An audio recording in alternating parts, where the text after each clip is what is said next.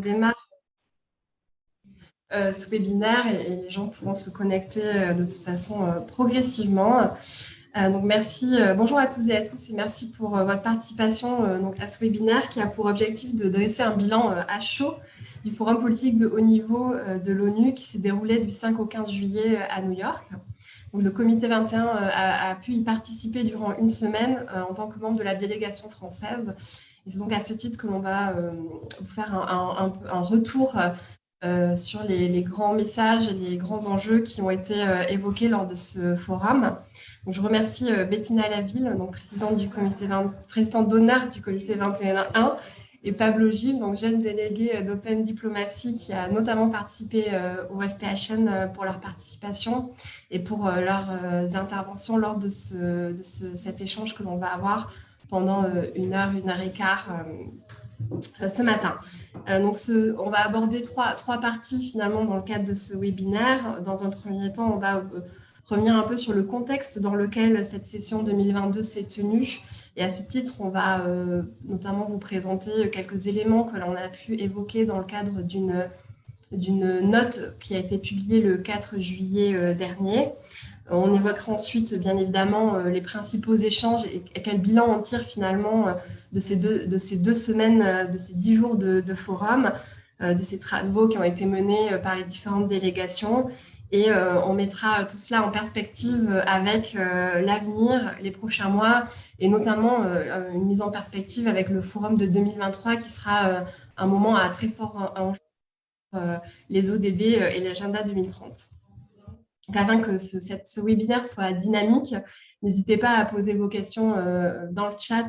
On essaiera dans le fil de discussion, on essaiera d'y répondre au fur et à mesure, ou en tout cas à la fin de chacune des interventions. Et bien évidemment, on consacrera un temps à la fin de webinaire aux questions-réponses. Donc, tout d'abord, je vais évoquer un petit peu le contexte de ce forum 2022 qui était extrêmement important puisqu'il se déroulait dans une situation internationale assez particulière. Donc, comme je le disais, ce contexte, on a pu l'évoquer dans le cadre d'une note que l'on a publiée à la veille de l'ouverture du forum politique de haut niveau le 4 juillet dernier et qui posait la question finalement, dans un contexte de crise multiple, quelle perspective pour la décennie de l'action ? Effectivement, donc, face aux nouvelles vagues pandémiques auxquelles on a dû faire face en 2022, à la guerre en Ukraine, la guerre qui s'est déclarée en Ukraine, aux tensions géopolitiques globales qui ont pu être, qui ont surgi en 2022, l'accélération de la crise climatique, les conséquences économiques à la fois des conflits, mais également de l'après-pandémie, l'année 2022, qui laissait présager, lors notamment du forum 2021, une sortie de crise, finalement paraissait plutôt toujours dans un contexte extrêmement global, extrêmement critique, et finalement toujours un forum politique de haut niveau dans un contexte de crise et non pas de sortie de crise. Et finalement, tout ça semble mettre à mal la perspective de tenir les engagements de l'agenda 2030 et de réussir à atteindre les ODD. Malgré tout, le forum politique 2022, il s'est tenu en présentiel et c'était quand même plutôt un signe positif puisque les 2 dernières années, il s'est tenu, soit il ne s'est pas tenu, soit il s'est tenu à distance compte tenu du contexte épidémique. Donc, 2 ans après le lancement de la décennie de l'action et 1 an avant le forum politique de haut niveau de 2023, qui sera extrêmement important puisque en septembre aura lieu le sommet du futur qui verra les chefs d'État se réunir notamment pour réaliser le bilan à mi-parcours de l'agenda 2030. L'atteinte des cibles des ODD doit rester au cœur finalement de nos préoccupations et retrouver véritablement sa place dans la dynamique des acteurs internationaux. Et c'est bien ça que le comité 21 positionné comme un enjeu fort du forum politique de haut niveau de 2022 et exprimé vraiment comme attente de ce forum. Donc finalement, il s'agissait de s'interroger sur dans le cadre de cette session, sur ce qu'incarne l'agenda 2030 en temps de crise et sur les défis qu'il nous reste à relever pour les 8 prochaines années. Donc finalement, la crise sanitaire, qui était perçue comme un signal d'alarme nécessaire, avait fait émerger que les ODD restaient encore atteignables à portée de main. Si je reprends les déclarations de l'ONU lors du Forum politique de haut niveau de 2021, et qu'il allait falloir tirer les leçons de la pandémie afin de répondre et de relever les défis actuels et futurs. Donc, l'espoir était bel et bien de voir finalement la réalisation des ODD se réaliser et de poursuivre finalement les progrès qui avaient pu être réalisés jusqu'alors. Néanmoins, l'émergence du conflit en Ukraine, l'accentuation de la crise climatique ont vraiment relativisé cette perspective. Donc, le Forum politique de 2022, c'était un petit peu un galop d'essai finalement avant le bilan à mi-parcours de 2023. Qui, comme je le disais, n'incarnait pas finalement le forum espéré de la sortie de crise, mais néanmoins s'inscrivait dans l'espoir d'une sortie de crise et devait donc vraiment incarner ce rôle-là et jouer un rôle primordial dans le questionnement que l'on doit avoir sur l'impact des 2 dernières années sur l'agenda 2030 et sur la trajectoire déterminée pour les ODD.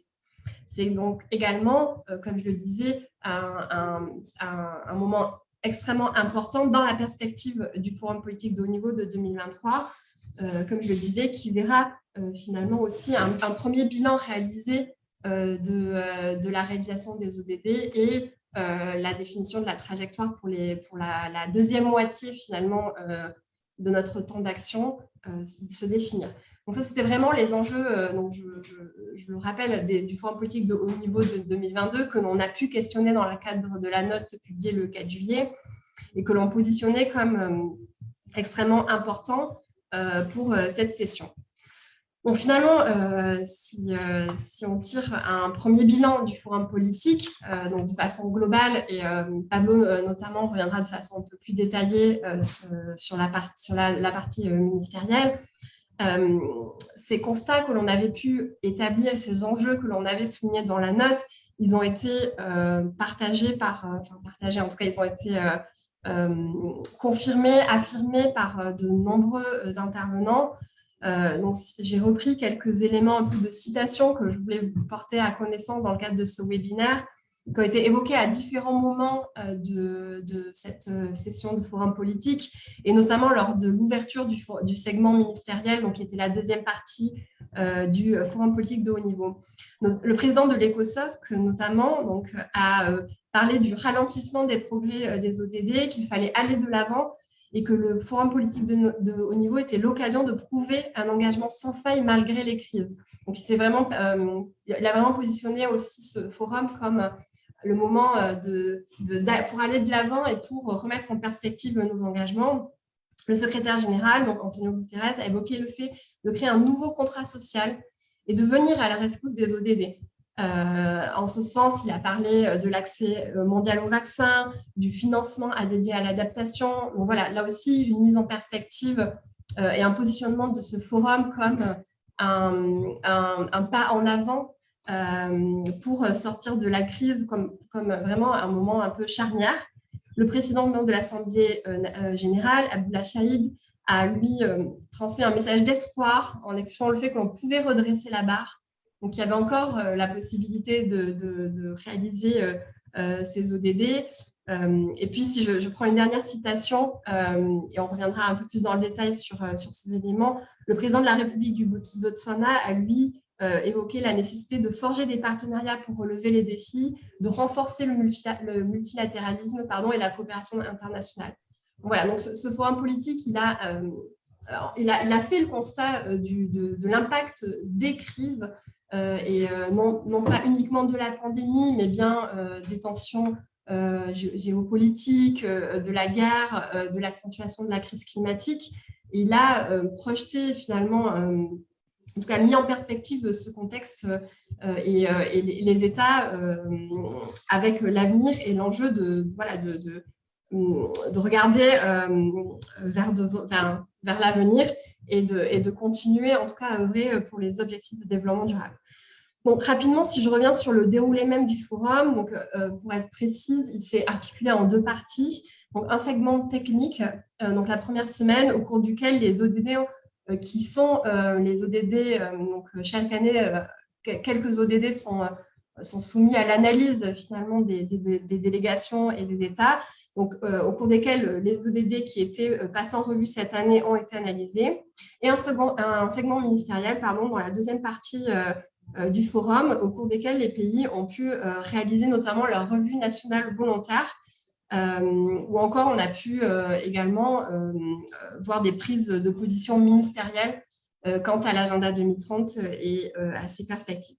Donc, il faut aussi noter que dans le cadre du forum, il y a de nombreux événements parallèles qui sont organisés, animés par la société civile ou les délégations, qui permettent finalement d'aborder aussi beaucoup d'autres sujets thématiques. Il y a par exemple eu un événement parallèle sur eau et climat, mais aussi qui permettent aux délégations de présenter leurs actions. Il y a par exemple l'Inde qui a pu présenter la façon dont ils ont territorialisé finalement le déploiement de l'agenda 2030. Donc, si je fais rapidement, et je m'en excuse par avance, mais un webinaire d'1 heure pour synthétiser 10 jours de discussion, c'est extrêmement court. Alors, si je reviens rapidement sur les quelques ODD donc, qui étaient cette année à l'ordre du jour, quel bilan on tire finalement de l'état d'avancement de ces ODD. Donc, le premier ODD qui était analysé, c'est l'ODD 4, donc sur l'éducation, sur lequel il faut noter que des progrès ont été certes réalisés, mais l'objectif sont loin d'être atteints. A notamment été évoqué la nécessité d'investir dans l'éducation pour la transformer. Et je souhaitais apporter à votre connaissance notamment le fait que l'Union européenne a mentionné le fait que l'éducation était vraiment comme un catalyseur de tous les ODD. Et donc, il fallait absolument agir pour réaliser les objectifs qui ont été assignés à cet objectif de développement durable. Le deuxième objectif qui était étudié dans le cadre de ce forum politique de haut niveau, c'était l'ODD 5, donc sur l'égalité des sexes et l'autonomie des femmes et des filles. Donc sur cette ODD, force a été de constater que la pandémie a accéléré finalement les inégalités et que le rythme de progrès concernant ces sujets, ces enjeux, est extrêmement lent. Et ce, quels que soient les États, les pays, enfin les continents. Donc sur l'ODD 15, qui était le troisième ODD qui était analysé cette année, donc vie terrestre et biodiversité, était souligné que finalement il y a beaucoup de progrès qui ont été réalisés, mais pas forcément dans la bonne direction, que les dépenses à cet enjeu sont relativement négligées dans les dépenses liées au redressement. Et qu'il fallait finalement, a été évoqué notamment lors de la table ronde, la nécessité d'accorder à la nature sa juste valeur et de rééquilibrer finalement notre rapport à la nature, que ça impliquait véritablement un changement au niveau de la société et que pour la réalisation de cet objectif, tous les acteurs avaient un rôle à jouer et notamment les populations locales et également le secteur privé. Donc, juste pour être un peu plus complète sur cet objectif, donc le comité 21 a eu l'opportunité d'intervenir lors de cette session sur l'ODD 15 et a souligné l'enjeu fondamental qui est de réfléchir à la gouvernance sur ce sujet et de notamment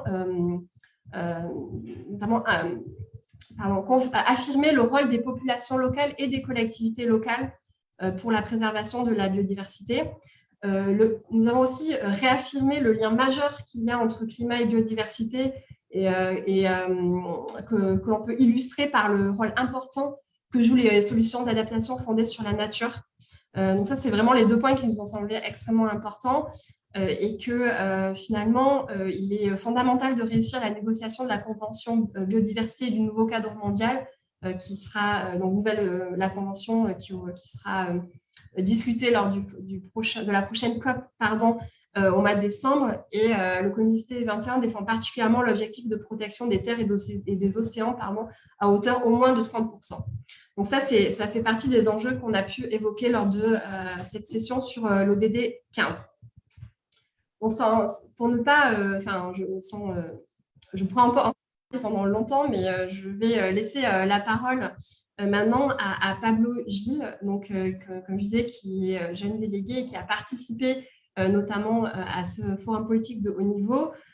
qui a plus particulièrement participé à la seconde partie, donc au segment ministériel et aux revues nationales volontaires, et qui va nous faire part de ses retours sur ce forum politique de haut niveau et ses premiers éléments de bilan autour de quelques questions auxquelles je laisserai répondre comme il le souhaite, mais finalement sur quels ont été les temps forts, quelle analyse il tire finalement des revues nationales volontaires auxquelles il a pu assister. Est-ce qu'il y a eu des points majeurs de consensus ou de dissensus? Pablo, je te laisse la parole. Bonjour, merci, bonjour à tous. Est-ce que vous m'entendez bien tout d'abord? Oui, parfait. Donc, merci pour la présentation. Donc, en effet, j'ai été, en tant que jeune délégué Open Diplomacy, membre de la délégation française pour la deuxième partie de ce forum. Et donc, j'ai assisté en partenariat avec mon autre jeune délégué à 44 revues nationales volontaires. Rapidement, les revues nationales volontaires, ce sont des États qui vont présenter l'avancée sur l'ensemble des objectifs de développement durable. Alors, certains étaient à leur première revue nationale volontaire, d'autres leur deuxième, et même certains des troisième revue nationale volontaire depuis 2015. Donc, il y a certains pays qui tiennent très à cœur d'avoir cette revue et d'avoir ces retours des différents pays sur les évolutions. C'est aussi un moyen de mettre les dernières politiques publiques effectuées par ces pays en avant. Je ne vais pas citer les 44 pays évidemment. Donc, le format était relativement similaire pour l'ensemble des pays présentants. C'était 10 minutes de présentation. Ensuite, on avait une salve de questions qui était adressée par d'autres pays et également des représentants de différentes ONG et de différents groupes, comme par exemple le groupe des jeunes. Et ensuite, des questions qui étaient répondues, mais avec seulement 4 minutes de temps de réponse. Donc, ça ne permettait pas un dialogue très constructif et très développé, malheureusement. Mais on a quand même eu de nombreux éléments qui ont été communiqués par l'ensemble des pays. Donc, l'ensemble des ODD était censé être présenté, mais avec 10 minutes de présentation seulement, on a beaucoup de pays qui ont quand même gardé l'emphase sur les objectifs 4, 5, 14, 15 et 17, qui sont l'éducation, l'égalité des genres, vie aquatique, vie terrestre et les partenariats. Les autres ODD ont eu moins de temps pour être développés, et comme cela a été très bien présenté, je vais essayer de ne pas être redondant sur l'avancée de ces différents ODD-là. Et ensuite, oui, on a assisté donc à la table ronde ministérielle qui est portée sur le thème d'accélérer la réalisation des ODD d'ici 2030 afin de faire face aux crises en cours et de surmonter les défis. Et donc, dans cette configuration-là, c'était les différents ministres qui avaient entre 4 et 5 minutes pour adresser un discours de politique générale. Alors, en termes de temps forts, on a tout d'abord eu des temps forts en termes de tensions géopolitiques, notamment au sein des revues nationales volontaires. Quand la Biélorussie a présenté sa revue, on a eu une tension et des échanges avec... Oui. Excuse-moi, je te coupe, je suis désolée de t'interrompre. On a des messages sur le son qui n'est pas très bon pour certains participants. Ouais, est-ce que tu... Je pense que c'est mes écouteurs. Mieux maintenant? Oui, c'est meilleur. C'est mieux, oui. Oui, c'est ça. Je suis désolé, c'est mes écouteurs qui sont... Est-ce que vous voulez que je reprenne depuis le début? J'ai pas... Je pense peut-être en 2-3 messages, mais je suis désolée de t'avoir coupé, mais est-ce que tu peux enchaîner? Non, mais je disais du coup que on a assisté à 44 revues nationales volontaires qui sont de la part des pays l'avancée générale de l'ensemble des ODD. C'était donc 10 minutes de présentation avec une série de questions, un temps de réponse de 4 minutes qui ne permettait pas non plus de développer énormément. En termes de temps forts, on a eu des temps forts tout d'abord en termes de tension, avec notamment pas des affrontements, mais des prises de parole assez tendues entre la Russie, la Biélorussie et l'Union européenne, avec la Biélorussie qui a accusé notamment les pays occidentaux, je cite, de mettre en place des sanctions injustifiées qui mettent à mal l'atteinte et la mise en œuvre des objectifs de développement durable. Ensuite, l'Union européenne a fermement contesté cela et la Russie est venue apporter son soutien. On a également retrouvé cette tension entre ces deux camps géopolitiques dans l'événement, le side event de la FAO, qui est l'Organisation des Nations Unies pour l'alimentation et l'agriculture, et qui portait sur le thème des tensions et sur le risque d'insécurité alimentaire, et dans lesquels les représentants russes ont avancé que la hausse des prix sur les matières premières, notamment agricoles, n'était pas une nouveauté, mais plutôt les conséquences d'une construction asymétrique des marchés internationaux. Et donc, elle s'opposait ainsi aux précédents discours, notamment de l'Espagne, qui pointait du doigt l'impact de la guerre en Russie sur les marchés des matières premières alimentaires et les problématiques de famine à court terme dans certains pays. Et on va voir par la suite que ces risques d'insécurité alimentaire ont été confirmés par de nombreux pays lors des revues nationales. Ensuite, concernant les revues nationales, on peut tout d'abord mettre en avant une innovation particulière de la part de la Suisse qui a du coup mis en place une plateforme numérique qui est en open source et qui permet de regarder l'évolution de plusieurs métriques relatives à l'avancement des différents objectifs de développement durable. L'implémentation des données est relativement libre et ensuite est vérifiée et validée par le Centre national des statistiques en collaboration avec le ministère.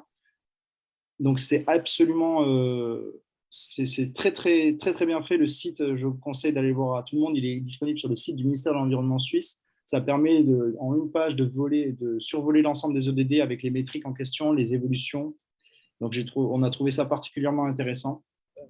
Avec par exemple la confrontation de deux métriques qui sont très intéressantes, qui étaient les émissions territoriales d'une part et l'empreinte carbone de l'autre, et qui permettaient de montrer que pour le cas de la Suisse, 64% des émissions sont émises à l'étranger, et ce qui permettait de poser la question de l'impact des pays à l'extérieur de leurs frontières, qui est souvent moins traité dans le cadre des objectifs de développement durable.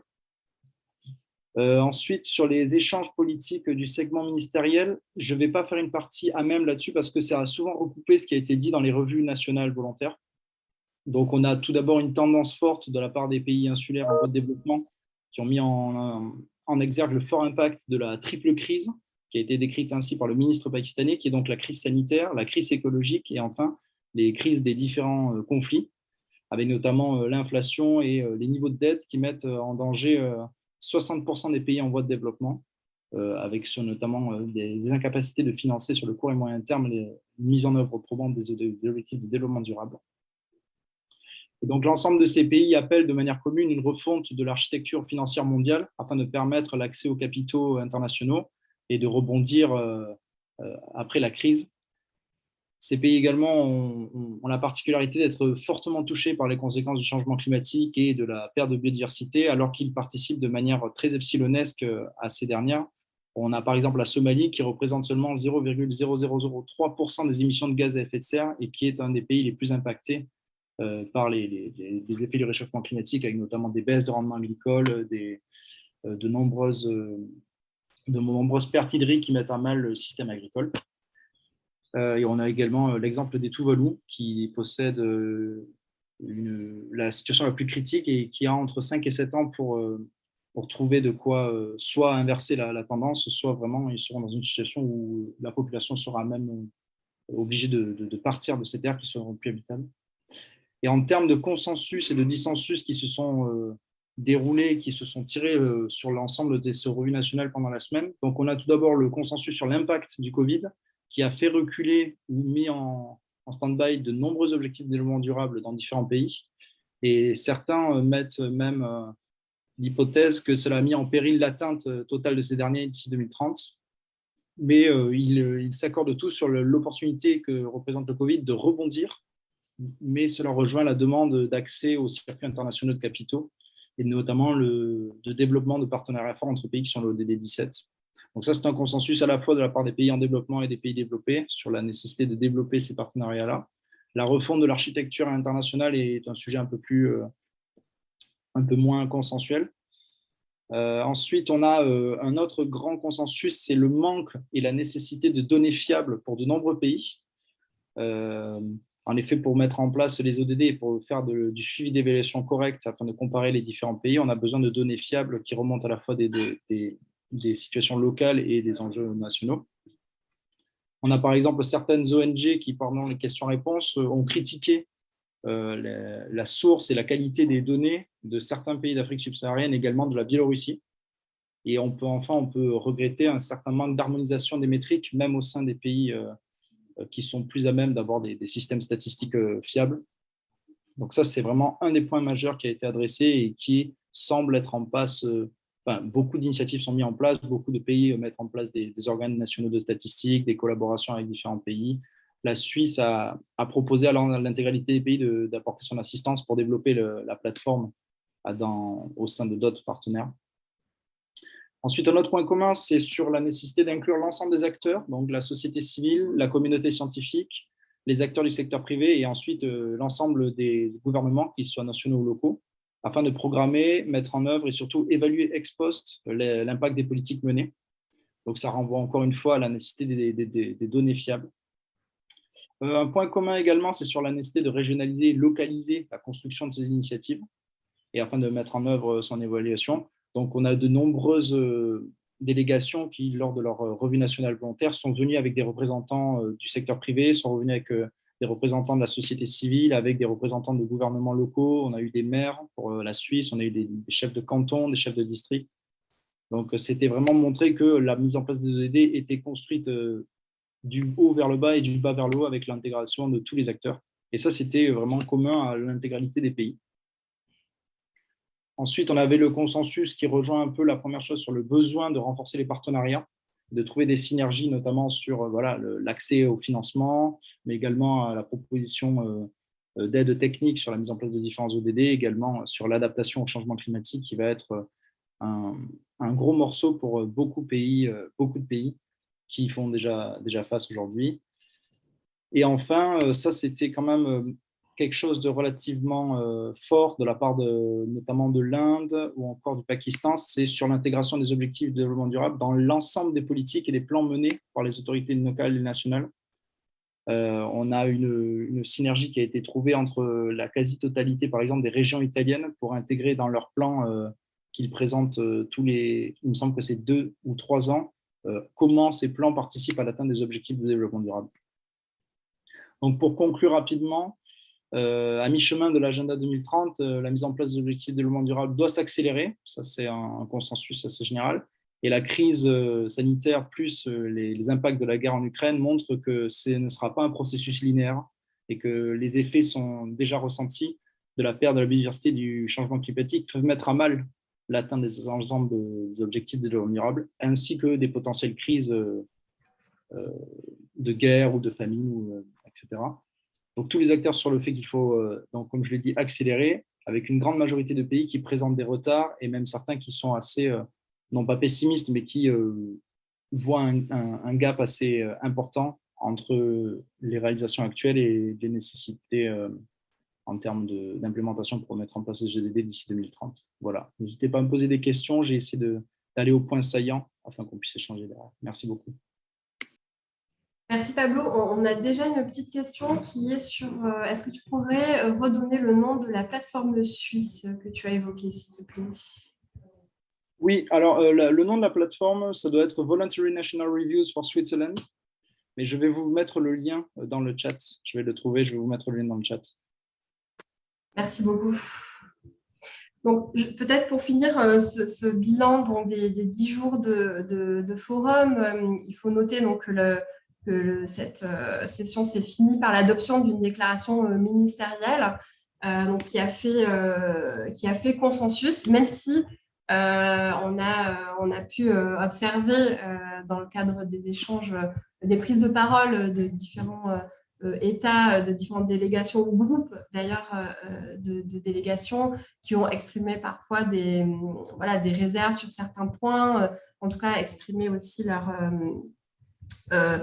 volonté de faire consensus, mais malgré tout de ne pas, d'avoir certaines réserves.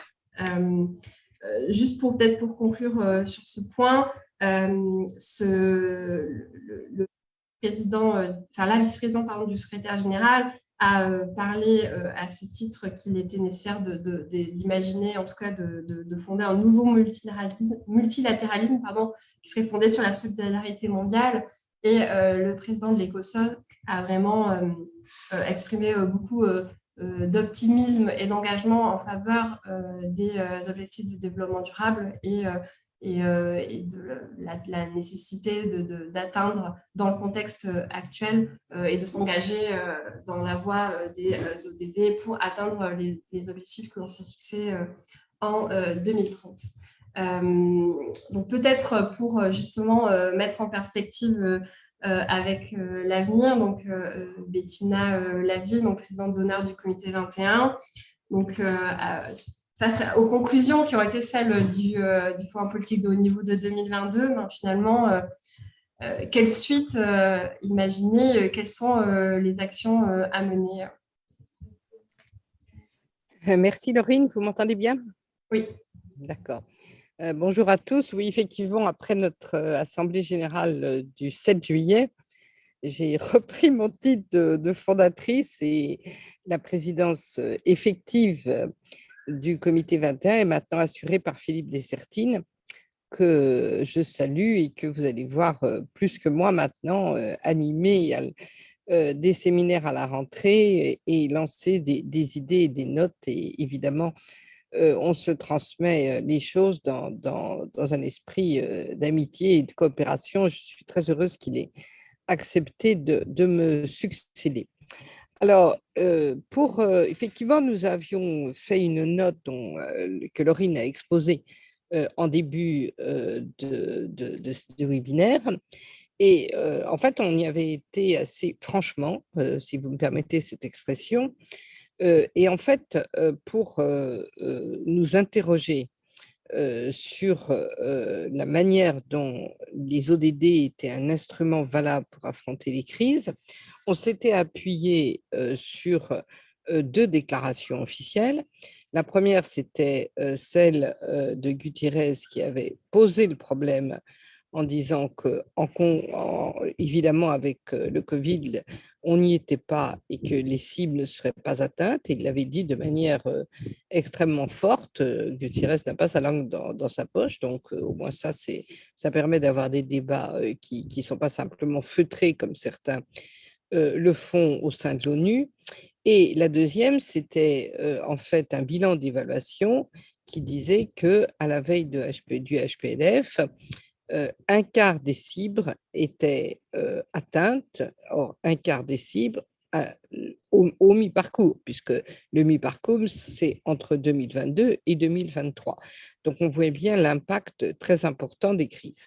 Si on rajoute à ça, effectivement, la guerre en Ukraine, mais surtout, j'allais dire, les conséquences de la guerre en Ukraine, parce que la guerre en Ukraine, c'est, comment dirais-je, un conflit qui secoue l'Europe et qui, pour nous, est un drame régional, entre guillemets, sauf que c'est d'une part un drame international, étant donné l'implication des partis en présence, militaire, j'entends, avec évidemment l'OTAN, etc. Mais nous avons aussi un vrai sujet qui est les conséquences, avec en particulier la déstabilisation de l'approvisionnement en énergie et surtout la crise alimentaire pour le monde entier, même si depuis 2 jours, les pourparlers qui se font à Istanbul ont l'air de ne pas être trop pessimistes sur une régulation par la Russie des envois de céréales. Acceptons-en l'augure. Mais donc ça, si vous voulez, il y a cette crise en plus du Covid. Il y a quand même une crise financière qui menace. Et d'autre part, il y a toutes sortes de conséquences sociales dans chaque pays très importantes. Et donc, c'est ce qu'on a appelé, et vous qui étiez à New York, c'est ce que vous avez rappelé au début, l'aspect multicrise. Et en fait, dans tous les comptes rendus qu'on voit, tous les pays ont fait appel à cette notion de multicrise, justement avant le sommet du futur qui va tenter de proposer une architecture internationale pour faire face à ces multicrises. J'allais dire bon courage. Donc, si vous voulez, on a posé le problème et finalement, j'ai l'impression que se dégagent deux écoles. Ça me fait beaucoup penser à la querelle climatique qu'il y a entre le 1,5 degré et le 2 degrés. Vous voyez, c'est-à-dire, c'est un peu la même chose. Gardons surtout le cap du 1,5 degré, disent énormément de spécialistes et de scientifiques, même si nous savons qu'il est en train d'être dépassé. Hein, je veux dire, pour l'instant, la moyenne, c'est 1,4. Après l'été qu'on a, je pense que ça sera 1,4. Et il y a certains des pays qui sont déjà à 1,7. Donc, on voit bien que ce 1,5 est dépassé, mais le fait de s'accrocher à cette cible fait qu'on ne s'accroche pas à une cible plus grave, qui est les 2 degrés, ne pas augmenter de plus de 2 degrés depuis l'ère industrielle. Et évidemment, c'est extrêmement important parce que plus la cible est basse, en fait, plus les efforts sont très importants. Et comme on sait que les efforts sont extrêmement difficiles à maintenir et surtout à mettre en œuvre, il vaut mieux une cible la plus basse possible. C'est pareil en fait pour les objectifs de développement durable. Et je comprends la réflexion qui commence à dire, si nous acceptons l'idée par hyper-réalisme ou par réalisme tout court, que les cibles sont inatteignables, je crois que Pablo vient de dire que certains pays l'ont dit, bien que évidemment elles ne seront pas atteintes, puisque nous sommes à la moitié, nous sommes à un quart des cibles. Donc, il faudrait qu'on fasse l'autre moitié, les trois quarts. Pour ça, qu'est-ce qu'il faudrait? Je veux dire, il faudrait que le réchauffement climatique ait moins d'effets. Il faudrait que les différents conflits mondiaux finalement s'arrêtent assez vite.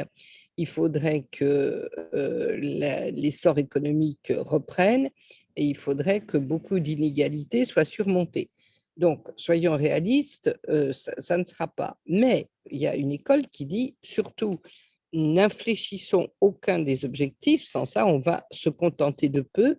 Et nous savons que le peu n'est vraiment pas suffisant pour faire face justement à ces multicrises. Alors, nous, ce que nous avions, c'était une position un peu plus nuancée, si vous voulez, qui finalement est peut-être plus valable pour l'après 2030, c'est-à-dire pour la prochaine étape de ce qu'on appellera sans doute d'autres objectifs de développement durable ou un autre agenda qui sera sûrement l'agenda 2030-2050 ou bien 2045 si on maintient les 15 ans. Et nous, on disait qu'il fallait réfléchir à l'intérieur de chaque ODD à des ajustements, non pas à la baisse, mais à des mécanismes de correction tenant compte des crises pour, par exemple, augmenter l'objectif de telle cible ou bien diminuer l'objectif de telle cible. Donc, ce n'est pas du tout une diminution capitis, mais vraiment pas, c'est au contraire une souplesse qu'on pourrait donner étant donné l'époque de multicrise où nous sommes et qui ne font que commencer. Je pense que tout le monde le sait et en Europe, avec les incendies en ce moment, tous les débats qu'il y a autour de ces problèmes nous font prendre, si besoin était, encore plus conscience des choses. Donc, si vous voulez, c'est une interrogation. Alors, la seconde observation que je voudrais faire, c'est que ça vaut d'ailleurs au niveau national. Le gouvernement a engagé une action importante de planification. Évidemment, qu'est-ce que c'est que les ODD? C'est une planification par cible choisie avec des objectifs. Ça ressemble beaucoup à la structure des plans que nous avions auparavant, avec en particulier les plans français, où tout n'était pas atteint, mais où on avait justement certaines cibles. Alors, il y a deux choses là-dessus, c'est est-ce qu'on privilégie certaines cibles par rapport à d'autres, sauf que c'est complètement contradictoire avec le concept de multicrise. Ça, c'est la première question. Et deuxièmement, si c'est une planification mondiale, et ça, je crois que c'est une idée extrêmement importante, et ce que vous avez dit sur l'intérêt donné au niveau local me paraît primordial, exactement comme en France, l'ensemble des schémas nationaux doivent être articulés avec les schémas régionaux, ce qu'ils ne sont pas, en particulier sur le plan juridique. Eh bien, il faut absolument que cette planification qui est les ODD au niveau national soit très bien articulée, non seulement avec le niveau national, ça c'est prévu par le traité d'Addis Abeba, puisque vous l'avez rappelé, des revues nationales et certains pays sont très attachés. Mais ça doit aussi être articulé avec les plans des collectivités locales. Alors, vous savez que nous, Comité 21, nous sommes très attachés à ça. Il y a 3 ans maintenant, nous avions fait un guide des ODD pour les collectivités territoriales. Nous allons prendre sans doute, ça c'est Philippe Dessertine qui prendra la décision, que nous allons sûrement refaire un document sur ce point parce qu'il faut bien le dire que les choses percolant assez lentement, on sent un engouement important en ce moment, on le voit nous en particulier dans notre antenne du Grand Ouest, pour les ODD de la part des collectivités territoriales. Même chose pour les entreprises. puisque les objectifs de développement durable sont très utilisés comme grille, non pas en plus des reportings pour les grandes entreprises, mais de cadrage du reporting, c'est-à-dire pour donner un sens, si vous voulez, à ce reporting qui, avec la nouvelle directive européenne, va s'étendre d'abord aux autres entreprises et va être de plus en plus fin. Donc, en fait, les ODD, on pourrait considérer, vous savez qu'avant qu'on ait la pandémie, etc., j'avais l'habitude de dire que c'était la face heureuse de la mondialisation. Il y avait une face malheureuse avec des catastrophes, des drames, etc. Puis vous avez la face heureuse, c'est-à-dire cette faculté qu'a eu en 2015 la communauté internationale à se projeter dans l'avenir à 15 ans et à prendre les choses un peu à bras-le-corps, c'est-à-dire avec des objectifs précis, des cibles précises, etc. Bon, bah, aujourd'hui, je trouve que les ODD revêtent une autre signification et ce que vous venez de dire, en particulier avec l'exemple suisse, etc., l'illustre bien, c'est que, en fait, c'est un cadre de, j'allais dire, de planification multiple, si vous voulez, qui, à tous les échelons de l'action, doit être cohérent. Et c'est ça la grande force des objectifs de développement durable. Et je ne voudrais vraiment pas que la note, nous interrogions sur les dispositifs de crise à intégrer dans les ODD soit prise pour une mise en question des ODD. Au contraire, je trouve que cette manière d'intégrer, comment dirais-je, le facteur crise dans les ODD est au contraire une manière de rendre cohérents les différents efforts de planification. Et dernière observation de ma part, en fait, si vous voulez, l'ONU a elle-même utilisé, elle a à sa disposition d'ailleurs un fonds qui s'appelle le fonds ODD de l'ONU et un fonds pour abonder certains pays quand ils le demandent, qui sont particulièrement en crise justement sur certains sujets. À l'occasion du HPLF, elle a dégagé des fonds tout à fait importants à partir de ce fonds ODD, qui appartient d'ailleurs à tout le dispositif des catastrophes qui est en train de renforcer beaucoup l'ONU. Et ça, c'est effectivement très important parce que n'oublions pas que la crise du Covid a laissé des blessures dans les pays en développement. Ce n'est pas tellement la crise du Covid, c'est le vaccin en l'occurrence, puisque le vaccin a été abordable pour les pays en développement de manière beaucoup plus tardive. Et ça, on a bien senti, par exemple, à Glasgow, à la négociation de la COP26, que les pays en développement s'étaient durcis pour ça, même si, et ça on le montre aussi dans notre note, la progression de l'aide au développement a été considérable pendant cette crise ODD, puisque c'était effectivement une réponse.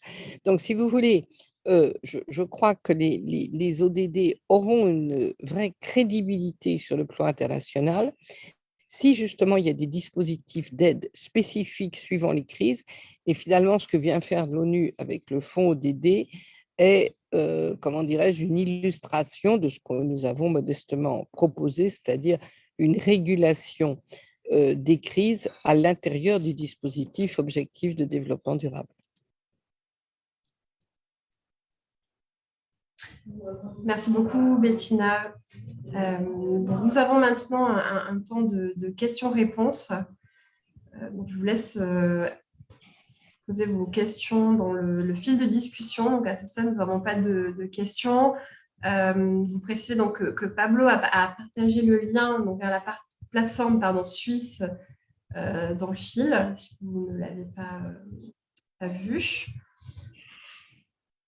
Et pas, on a un temps pour répondre à vos questions.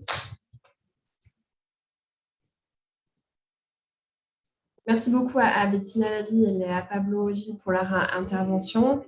Pablo, tu souhaitais peut-être prendre la parole? Non, si c'était juste pour rebondir à ce qu'avait dit Madame Laville. C'était assez intéressant parce qu'on avait Sao Tao et Principe qui avaient notamment montré cette problématique des vaccins en disant que les seuls vaccins qu'ils avaient reçus venaient d'Afrique du Sud et d'Inde. Donc de montrer que les flux de vaccins nord-sud étaient très peu développés pour beaucoup de petits pays insulaires.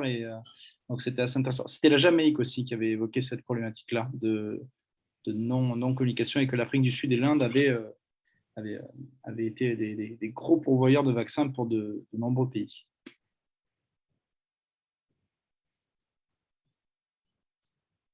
Alors, j'ai remis le lien parce qu'il avait été recherché par certaines personnes.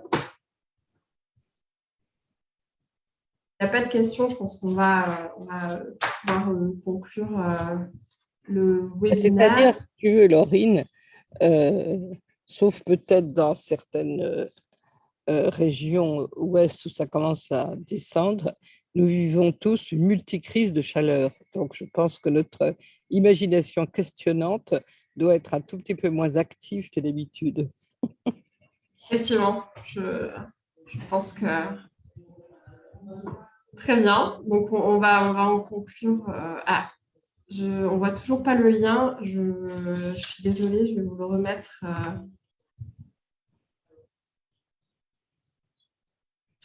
Je gère ça rapidement. Hop. Très bien, donc je vous propose qu'on conclue là ce webinaire. Donc, on vous a fait un bilan rapide, mais on espère assez précis sur les points, les messages clés en tout cas de ces 10 jours de forum politique de haut niveau. Je vous invite, pour avoir un compte-rendu plus détaillé, à consulter le site du ministère de la Transition écologique, donc Agenda 2030, sur lequel vous trouverez un tableau de bord par jour qui permet vraiment de voir un peu toutes les discussions qui vraiment présentent un compte-rendu de chacune des journées de ce forum. Je crois que d'ailleurs Pablo y a contribué.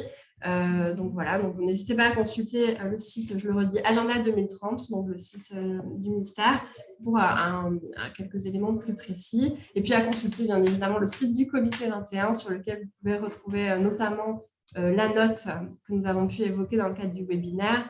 Et puis vous retrouverez également l'enregistrement du webinaire que l'on postera le plus rapidement possible.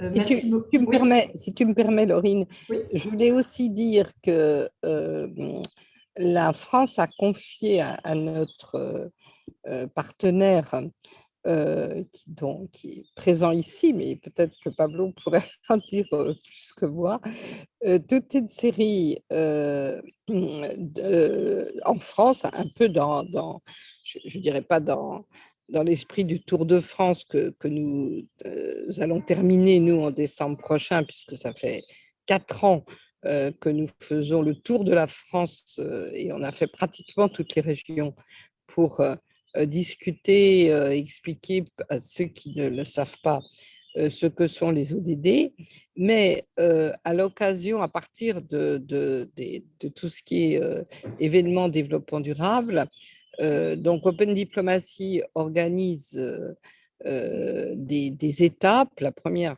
commence à Paris, les autres, il y en a dans 6 villes en France, voilà. Et Pablo, tu peux peut-être nous dire un mot parce que c'est très important pour revigorer l'élan français. Oui, absolument. Alors, je ne sais pas si je suis le mieux qualifié, mais en effet, on a donc 6 événements qui vont. Donc, le premier démarre à Paris. Il me semble que c'est mi-septembre. Je ne saurais pas la date exacte. Je pense autour du 14 ou du 15. Et ensuite, voilà, c'est un espèce de tour de France dans lequel on va se rendre donc à Montpellier, à Rennes, à Lyon. Et il me manque 2 autres villes et dans lesquelles on organise des plateformes pour voilà, discuter de différentes thématiques en lien évidemment avec les ODD, une manière aussi de présenter les ODD, puisqu'on sait que les objectifs de développement durable en France ne sont pas forcément très, très connus. Donc moi, j'aurai la chance de participer à la table ronde qui se tiendra à Montpellier, et il me semble que les dates sont encore à préciser, et où notamment, normalement, on aura le ministre de l'économie, M. Bruno Le Maire, qui viendra discuter sur les thématiques de croissance, mais de croissance, de nouveaux paradigmes de la croissance, et qui, je pense, résonnent assez bien aujourd'hui. Voilà, donc normalement, tous les détails sont sur le site d'Open Diplomacy que vous pouvez trouver. Et donc, c'est en construction. Et oui, je pense que ça doit être très intéressant de pouvoir aller au sein de différentes régions, au sein de différents territoires pour proposer, pour échanger avec les gens sur place. Parce que, comme vous l'avez dit, la régionalisation de la mise en place, c'est comme ça qu'on va arriver à une efficacité qui est forte, une acceptabilité qui est forte. Donc, voilà. Voilà, enfin, on voulait vous signaler ça pour avoir une autre occasion de reparler des objectifs de développement durable au niveau international, mais dans les grandes villes françaises. À bientôt. Merci beaucoup. Merci à toutes et tous pour votre participation et à très bientôt. Merci beaucoup. Au revoir. Merci, au revoir.